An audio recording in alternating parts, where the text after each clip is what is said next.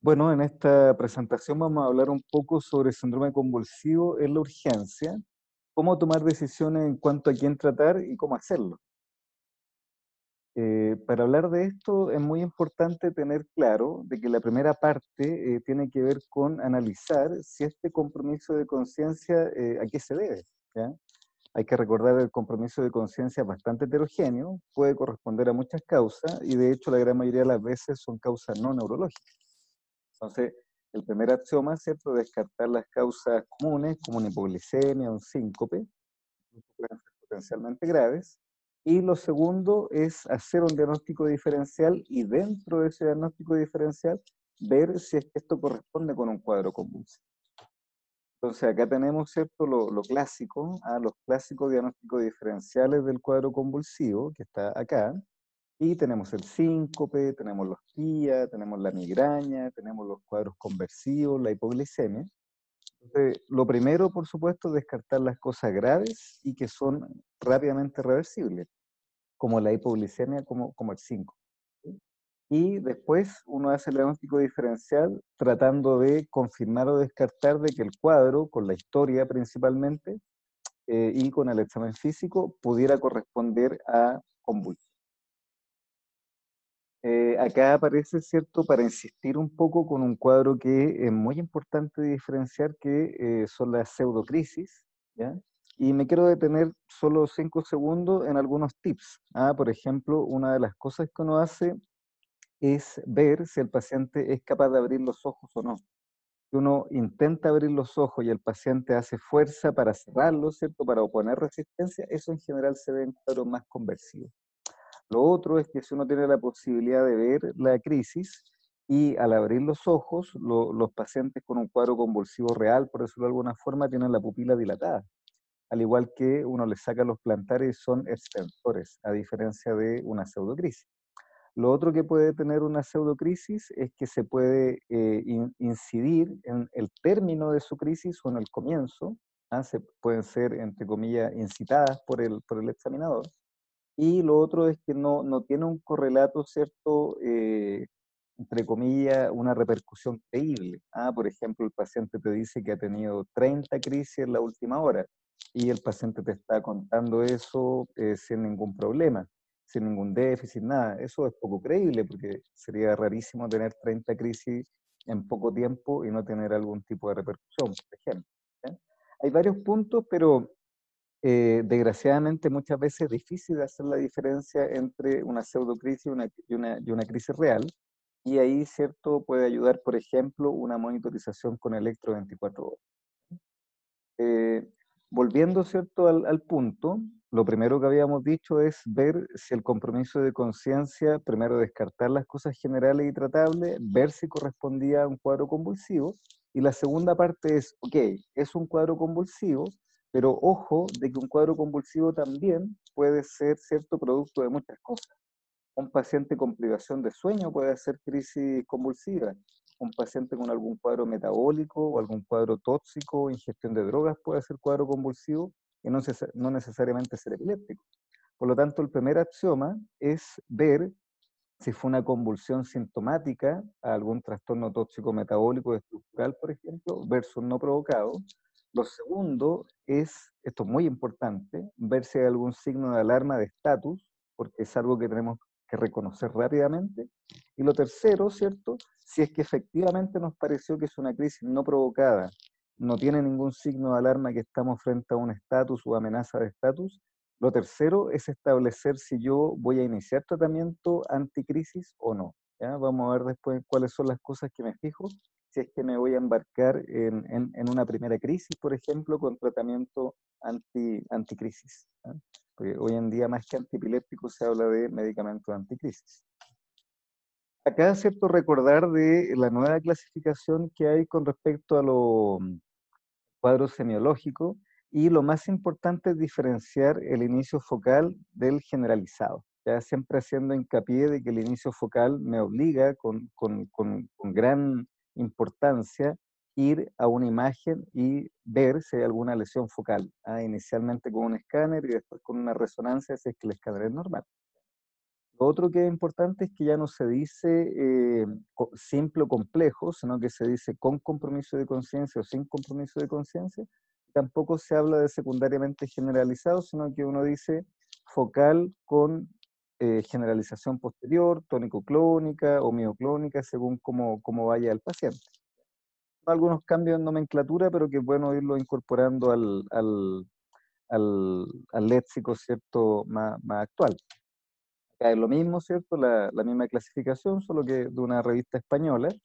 Y esta clasificación a mí la encontré buena, que aparece en el último Continuum de Epilepsia, que tiene que ver con lo objetivo y lo subjetivo. ¿Ah? ¿Y por qué es importante esto? Porque la mayoría de las veces la verdad que uno no está presente en la crisis y tiene que tratar de sacar una historia que me permita decir si es que fue el inicio focal, si es que fue tónico clónico bilateral, etcétera. Entonces, esto yo creo que puede ser un poquito más orientador. ¿Mm? Bueno, ¿cuáles son los exámenes que uno hace en el servicio de urgencia que son rápidos de hacer y necesarios de hacer? El hemoglucotés, por supuesto, tanto la hipoglicemia como la hiperglicemia pueden dar crisis convulsiva, electrolitos, creatinina, perfil hematológico, pruebas de coagulación, especialmente si tengo un paciente que yo pudiera llegar a hacer una punción lumbar, test de drogas, si es que es posible, tóxicos también. Si es que tengo el antecedente de que el paciente ya es epiléptico y ocupa algún fármaco antiepiléptico a niveles plasmáticos, y si es que llego a la conclusión de que es una crisis sintomática, por ejemplo, secundaria a una hiponatremia, bueno, intentar mejorar esa hiponatremia. Si estoy en un contexto de consumo excesivo de drogas, alguna intoxicación por drogas, bueno, obviamente suspender esa ingesta. Si tengo alguna enfermedad intercurrente, por ejemplo, un paciente que tiene una ITU, una neumonía, hace fiebre y en ese contexto, ¿cierto?, hace una crisis, bueno, tratar de mejorar eso también. Si es que es un paciente que está confuso, un paciente añoso, hospitalizado, confuso y no ha tenido, ¿cierto?, un ciclo sueño-vigilia adecuado, también tratar de mejorar eso, etcétera. Cuando uno habla de manejo de crisis sintomática es que yo trato de manejar lo que puntualmente provocó la crisis para evitar que haya recurrencia, más que ocupar algún fármaco anticrisis, ¿ya? En estos casos yo no ocupo fármaco anticrisis, sino que trato de mejorar lo que provocó en forma puntual, ¿cierto?, este síntoma convulsivo. ¿Cuál es el concepto de fondo? ¿Por qué se hace ese manejo? Porque se ha visto de que si un paciente tiene solamente una crisis, y aquí los estudios principalmente son con crisis no provocada, el riesgo de tener una recurrencia es menor al 50%. Ahora ya con dos o más crisis ya el riesgo es mayor, ¿ya? Entonces, en general el concepto es que cuando yo hablo de epilepsia, estoy hablando de un paciente que tiene una predisposición a futuro de hacer una repetición de crisis en el tiempo. Si yo tengo un paciente con una hiponatremia y soluciono la hiponatremia, eso no debería volver a ocurrir en el tiempo y por lo tanto no hay un riesgo intrínseco de que se reproduzcan esas crisis, ¿ya? A diferencia del paciente epiléptico que en general tiene crisis no provocada, no hay una causal específica y sí está el riesgo de que se produzca recurrencia a largo plazo. Acá hay un explicativo, ¿cierto?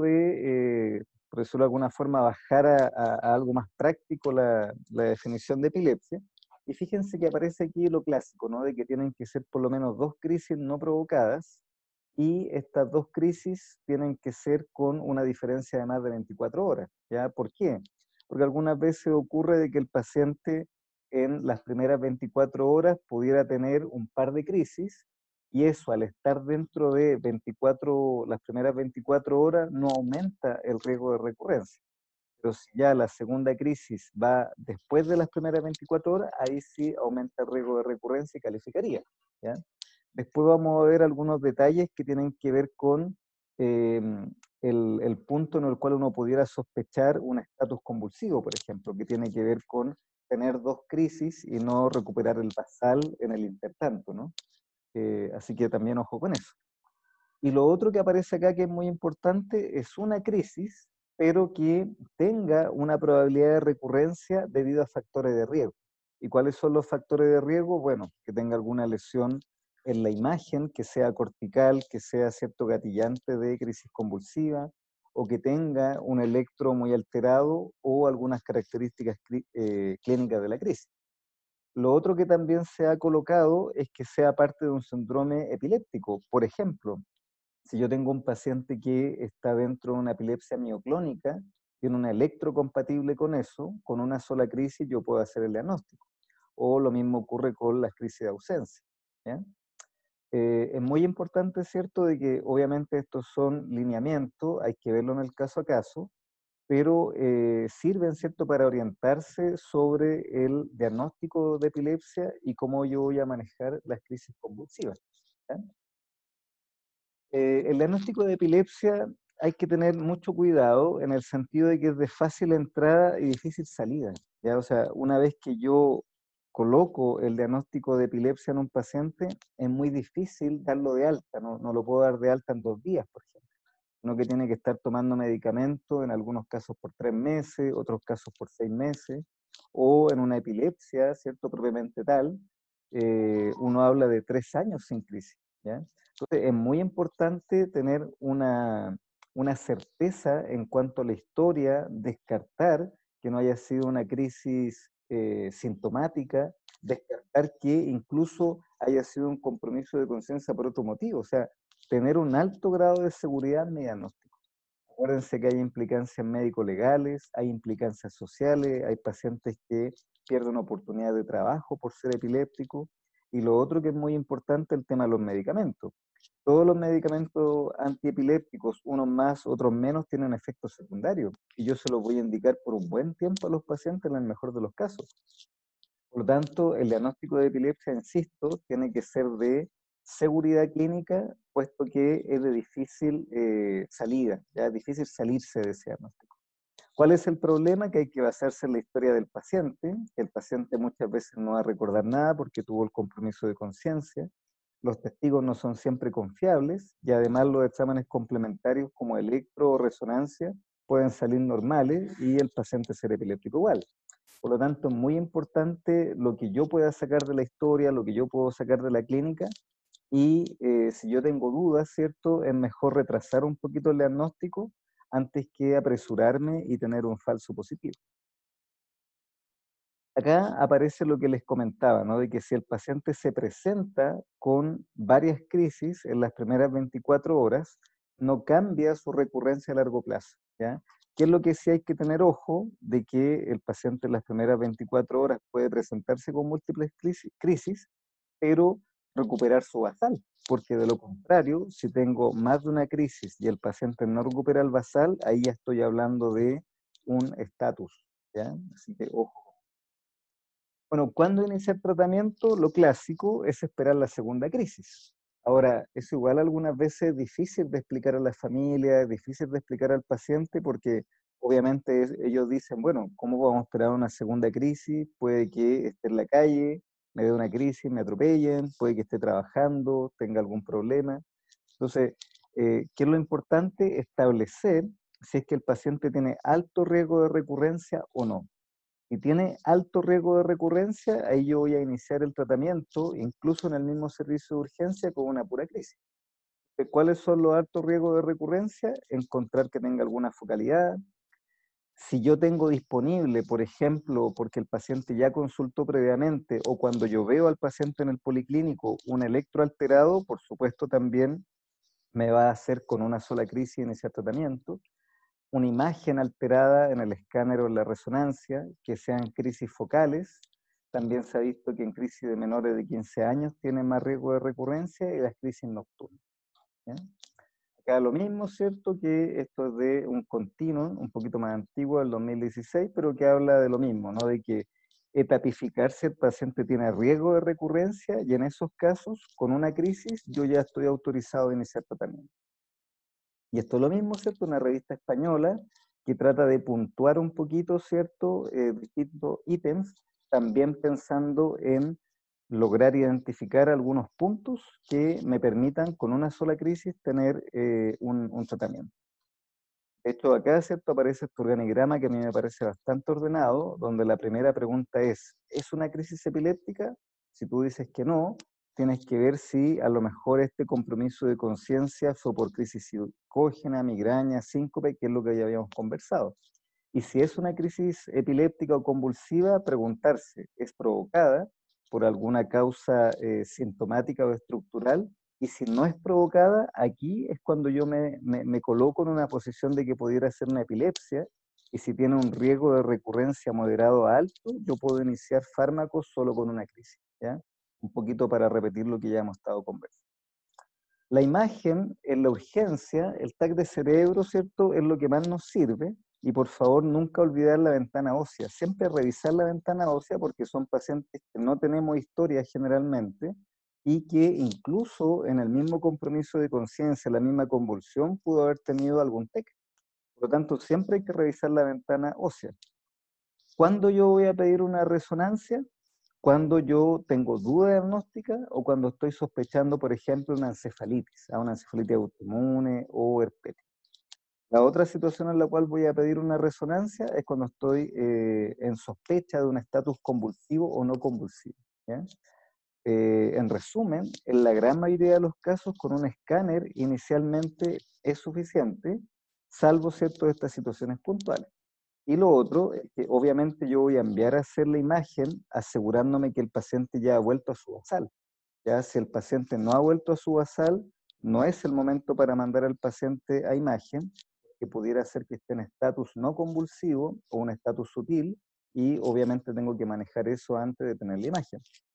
Por supuesto, no hay que enviar al paciente imagen si está inestable o si todavía, ¿cierto?, está con respuesta motora, si todavía está en la crisis.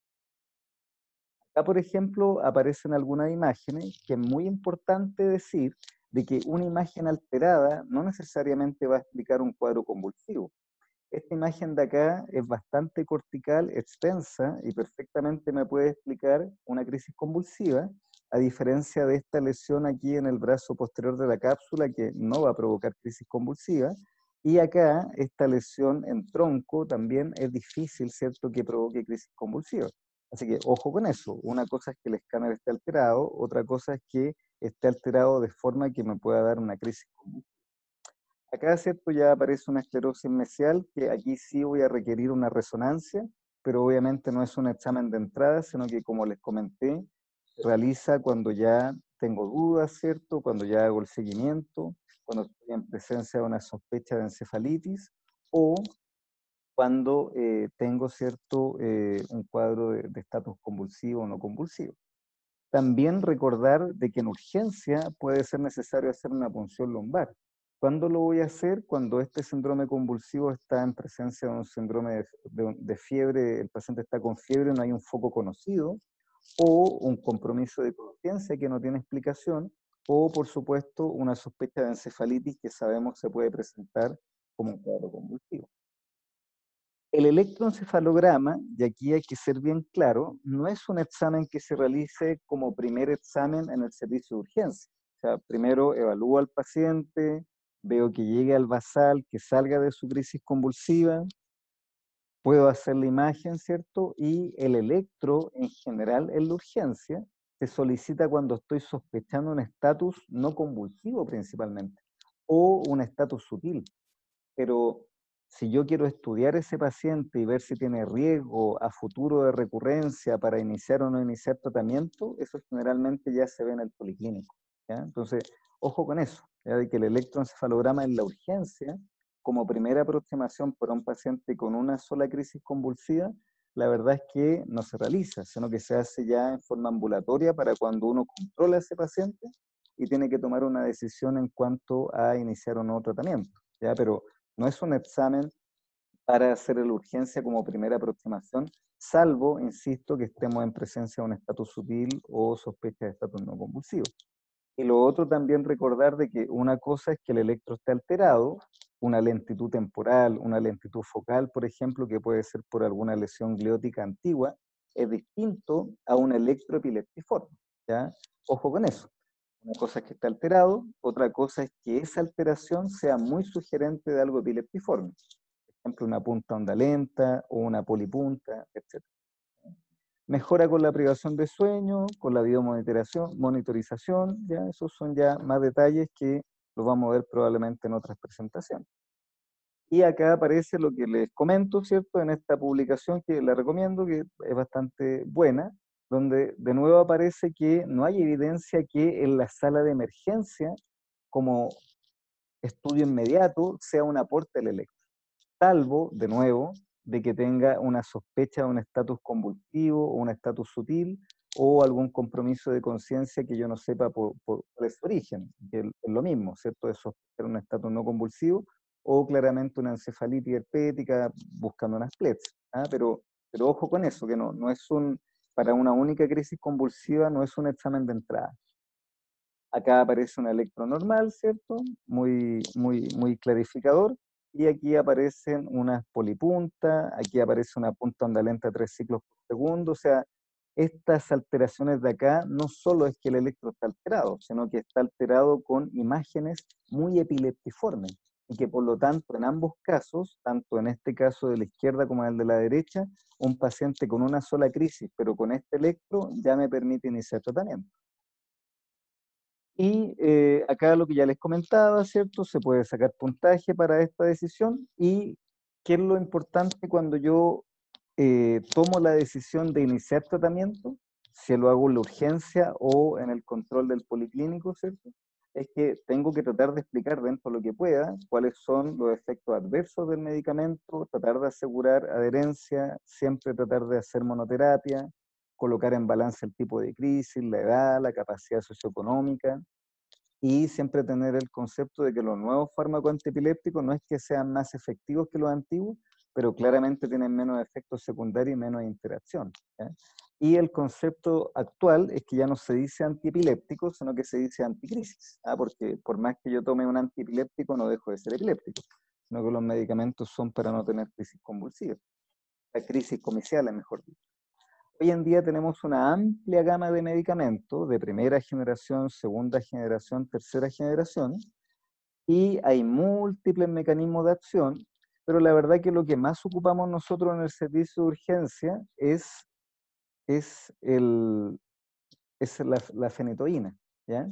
Y es muy importante tener el concepto de que cuando yo ocupo medicamentos, obviamente que pueden tener interacciones, por lo tanto, cuando inicio el tratamiento, tener ojo con que el paciente esté ocupando taco, esté ocupando anticonceptivos, terapia antirretroviral, porque mientras más antiguos, entre comillas, sean los fármacos que voy a ocupar, los clásicos, por ejemplo, carbamazepina, fenobarbital, fenitoína, ácido valproico, van a interactuar con estos medicamentos. Por lo tanto, ojo con eso, cuando yo decido cargar a un paciente con fenitoína, por ejemplo, tengo que tener claro cuáles son los medicamentos que ocupa el paciente porque probablemente va a interactuar. Y claro, hoy en día se están descubriendo otros medicamentos como el perampanel, ¿ya? Porque se ha visto de que todos los fármacos tienen sus efectos secundarios. Por ejemplo, el levetiracetam tiene muchos efectos secundarios psiquiátricos que ha limitado un poco su uso.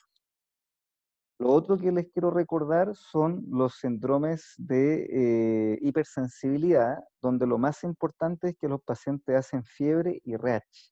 ¿Y por qué quiero detenerme aquí? Porque si yo tengo un paciente que hace una reacción adversa a la fenitoína, por ejemplo, tengo que tratar de cambiarme de familia y pasar a los nuevos anticrisis, ¿ah? Como la motrigina o la levetiracetam. ¿Por qué? Porque hay reacciones cruzadas. Si yo ocupo fenitoína y el paciente tiene alergia y después ocupo fenobarbital, termino de sensibilizar y el paciente puede hacer un Steven Johnson. Entonces, es muy importante cambiarse de familia si es que hay un rash o alguna lesión de la piel, ¿ya? Así que ojo con eso. Acá de nuevo, ¿cierto? Lo mismo que es una revisión de una revista chilena, ¿ya? Ahora, ¿cuál es el manejo general y qué es lo que hay que decirle al paciente? Obviamente toma correcta de medicamento, evitar el abuso de alcohol, mantener la hora de sueño. O sea, si yo indico una carga de fenitoína en la urgencia e inicio tratamiento ahí, o en la primera consulta en el policlínico, siempre recordar dar las indicaciones generales para que el paciente tome en forma correcta el medicamento. Especialmente no olvidar esto en la urgencia, porque obviamente uno está un poco apurado, hay poco tiempo, pero siempre hay que darse el tiempo para esto y decirle al paciente de que si hay rash o alguna alteración en la piel, debe consultar y suspender el medicamento, siempre, ¿ah? Con cualquier antiepiléptico, pero mucho ojo con la fenitoína. Bueno, ¿cuáles son las generalidades del tratamiento? Más que nada saber qué fármaco no ocupar. Por ejemplo, en la ausencia se ocupa el ácido valproico, la motrigina, la levetiracetam, y saber que no hay que ocupar fenitoína, no hay que ocupar carbamazepina. Lo mismo para las mioclonías, ¿ya? Para las crisis focales y generalizadas, la verdad es que ahí uno prefiere, por ejemplo, en las focales comenzar con carbamazepina, pero se podría ocupar también fenitoína, valproico, levetiracetam, etcétera.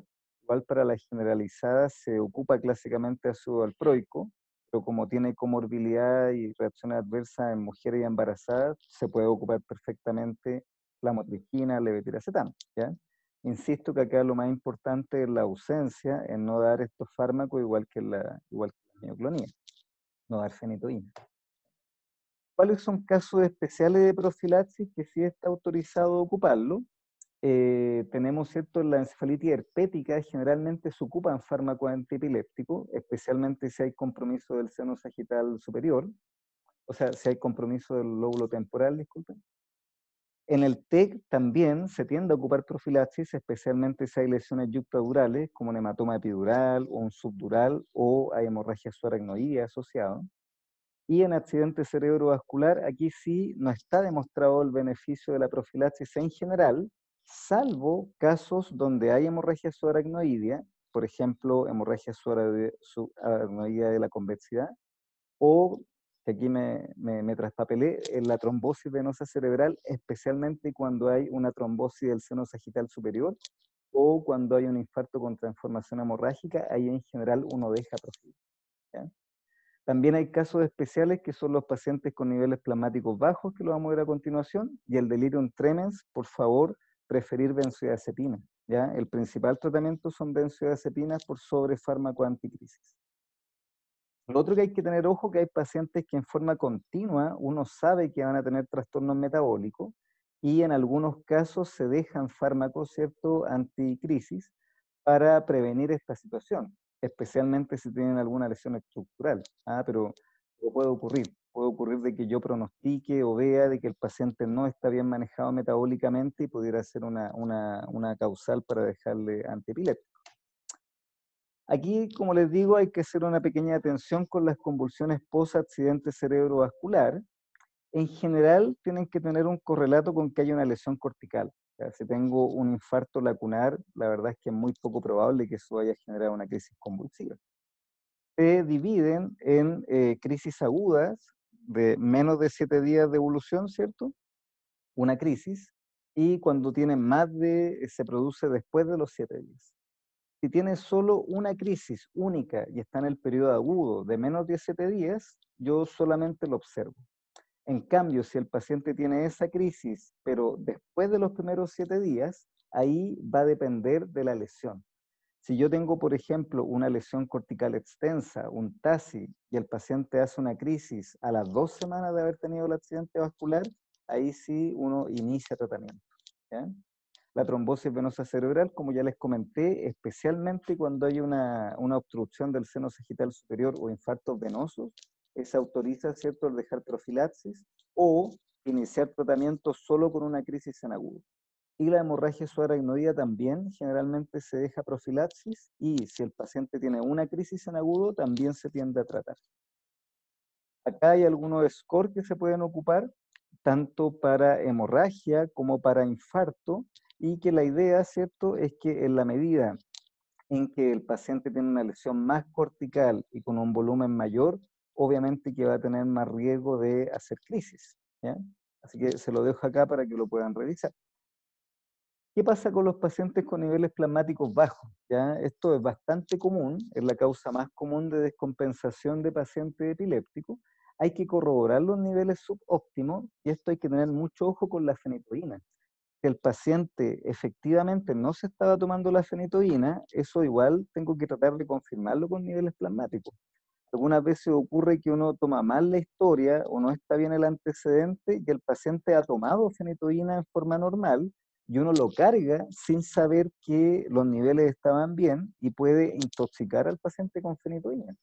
Por lo tanto, es muy importante sacar una buena historia, corroborar que los niveles plasmáticos están bajos, está con niveles plasmáticos, ¿cierto? Para no tener problemas y como les digo, incluso uno puede equivocarse y intoxicar a un paciente con fenitoína.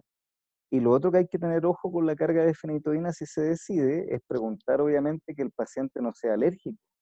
Eh, Obviamente el paciente puede estar comprometido con conciencia, pero si tiene algún familiar que te da el dato, obviamente tratar de sacarlo, preguntar dirigidamente.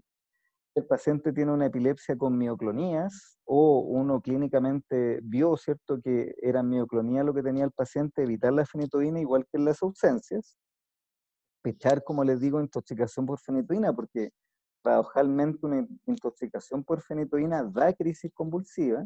Y lo otro que hay que tener ojo con la fenitoína es cuando tiene alguna arritmia, porque puede generar, como voy a decir, como vamos a ver a continuación, alguna complicación. La carga de fenitoína, ¿por qué se ocupa? Porque es rápido, amplio espectro para crisis focales y tónico-clónica. Insisto, no dar en ausencia ni mioclonías porque puede ser contraproducente. Tiene efectos secundarios, pero se prefiere la vía endovenosa porque rápidamente el paciente queda cargado. Está muy disponible en hospitales públicos, pero cada vez más tenemos la alternativa, ¿cierto? En algunas unidades críticas de ocupar levetiracetam endovenoso o ácido valproico cuando no se puede ocupar fenitoína. ¿Cuál es la carga de fenitoína? 15 a 20 miligramos por kilo, no más de 50 miligramos por minuto, con monitorización cardíaca. Y por ejemplo, para 70 kilos, uno deja 4 ampollas en 500 cc de suero fisiológico a pasar en 30 minutos, siempre con monitorización cardíaca. Y como les digo, idealmente medir niveles plasmáticos previos y posteriores.